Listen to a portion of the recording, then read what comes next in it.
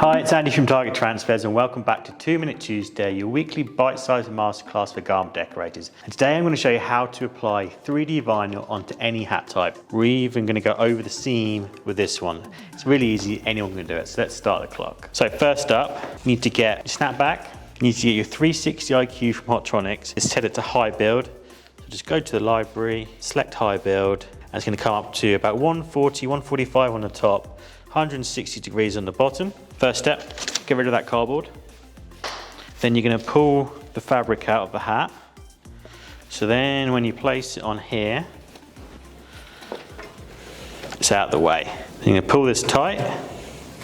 A nice firm surface there. Get your high build vinyl. We cut this on a graph tech cutter. Place it where you want it to go. So now I'm going to get some heat tape and just make sure you just gently put your logo exactly where you want it to be so it's nice and aligned. Then we're going to get the thinnest foam pad that comes with your heat press. Place it over here. Then we're going to clamp it down, medium pressure, between a 4 and a 6 on a Hotronix. And just like that, it's going to be done. Now you can remove your hat, set to the side, but it's really important you let this go really cold, like stone cold. Just leave it for a few minutes. I know that when we say cold peel, it's normally like 30 seconds if it's a transfer. But it's really important you leave this for a few minutes and just go to work on your next hat at that point.